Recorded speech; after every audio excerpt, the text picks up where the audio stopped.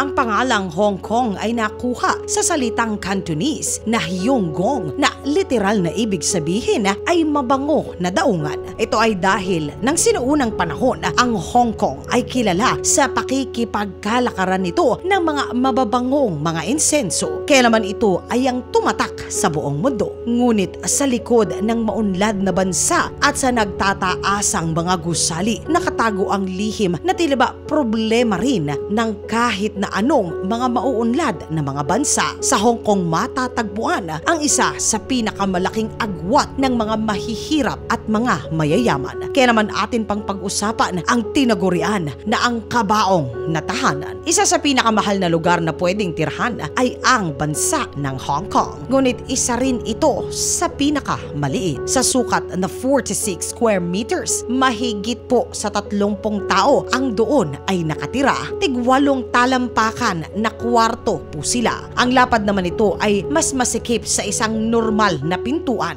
Tila ba ito ay cabinet lamang, mga katinagalog ko, kung susukatin ninyo. Ang halaga ng ganitong klaseng upahan ay 15,000 piso. At ito po ang itsura nito. Ayon sa mga dayuhan na minsan ay doon ay sumubok na tumira, ay ginagawa naman ng gobyerno ng Hong Kong ang lahat upang matugunan ang hirap na kanilang nararanasan. Ngunit sa lugar talaga at espasyo ay sadyang kulang na.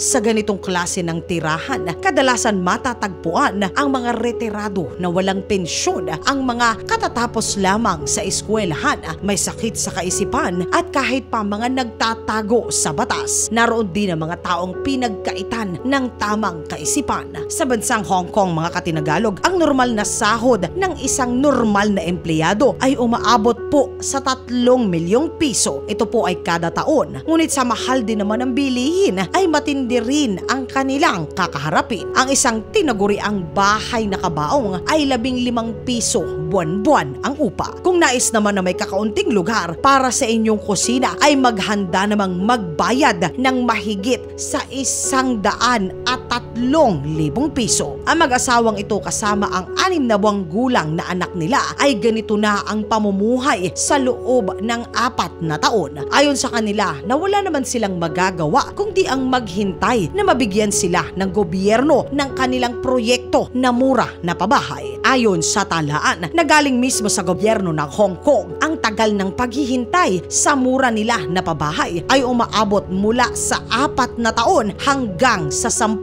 mga taon. Isa ito sa napakalaking problema na hinaharap ng maunlad na bansa. Kahit pa napakaunlad ng kanilang ekonomiya, isa ito sa halimbawa na hindi lamang pag-unlad ng pananalapi ang higanteng problema ng mga mayayamang mga bansa. Illegal ito kung tutuusin, mga katinagalog ko, ayon na rin sa batas sa Hong Kong. Ngunit para sa karamihan ng mga Hong Kongers, mabuti na ang ganito kaysa sa wala. Kung tutuusin, kung dito dadalahin, malaki po ang sahod sa Hong Kong. Katumbas po ito ng 3,000,000 sa isang taon. Ngunit doon, ganito ang nakakayanan nila na uri ng pamumuhay. Ito ay katumbas ng hirap at pawis kasama na ng dugo nila. Habang nire-research ko po ito, mga katinagalog ko, bumalik sa isip ko yung mga lugar na napuntahan ko. At dahil mahilig po ako na sumuporta at sumama sa pagpapakain sa mga kapuspalad nating mga kababayan, kung saan-saan ay saan-saan na rin naman ako napadpad. Sa bundok, sa ilalim ng tulay, sa sementeryo, sa mga estero, sa ampunan, sa bahay lingat at maging sa ospital.